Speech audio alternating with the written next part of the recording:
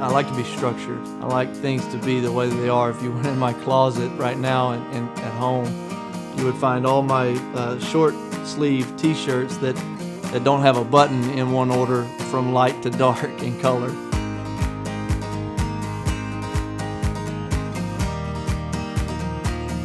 Memories of football that come to mind for me is in the front yard, and we had these hutch helmets and pads, and it was fun. I mean, we all had different personalities at that point. I felt like I was going to be a linebacker, so Dad would come out there and Dad would just say, "Hey, if you're going to get ready to play, you just go run into that tree over there. That will get you ready to play." I like to challenge my mind. A couple of years ago, I started reading Einstein for Dummies. And just because I've always been fascinated by the cosmos and looking up at the stars, and so Einstein kind of decoded all that with gravity and his theory of relativity and all that. And so, you're kind of hearing my accent and going, "There's no way you read Einstein," but I like to study things. I love to learn.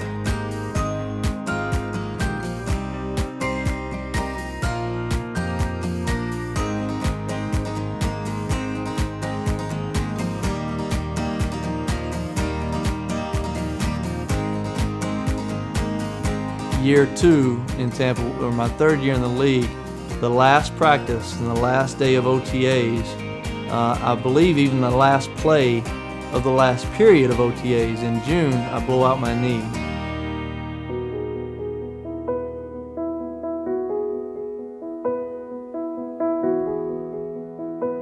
God did some wonderful things, allowing me to heal quickly, work my way back into a position where I can play.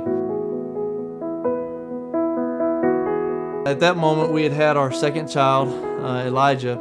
Elijah has a fall, as most babies do, but he gets a bump on his head that doesn't go away, and it stays there, and it actually grows. The first doctor that we go to says it's a tumor. And what took you so long to get to us? He's 4 months old. What in the world did he do to deserve this, or what did we do? There's no way you can look at it and go, okay, this is what we do next. I'm a planning kind of guy. I didn't have a plan.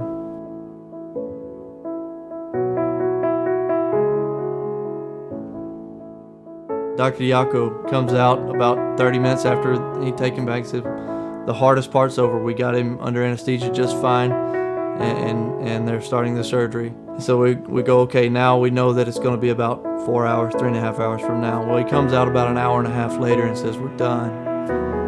And I said, what do you mean you're done? He said it was going to take 3.5 hours. He said no. Once he got in there, the tumor was just sitting on top of the bone, making a depression.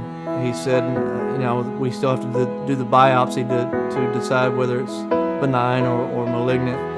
But generally, they can tell just by looking at it. So he came out and said, I don't want to guarantee you anything, but I'm pretty sure that it's benign and it's not cancerous. Football didn't matter. It didn't matter if I was the starter, the backup, or number 3. My son was going to be okay.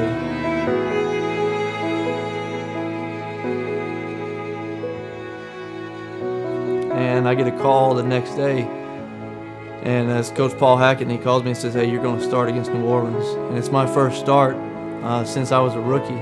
I step right in and I play the game of my career. I played the first half, 15 for 15 with 200-something yards and a couple of touchdowns. And I end up throwing a touchdown pass to win the game with about 8 seconds to go. So to be able to come in and play that freely after that kind of a year, I think that's why I was able to play so freely, is because when you go through something like that, it puts it in perspective.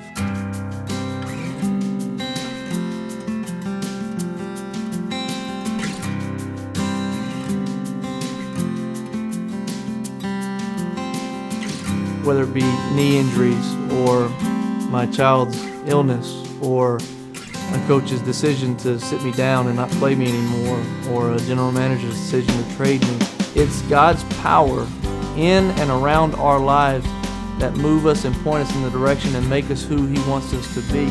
He's directing those steps, not that coach, not that general manager, not that injury, not that sickness.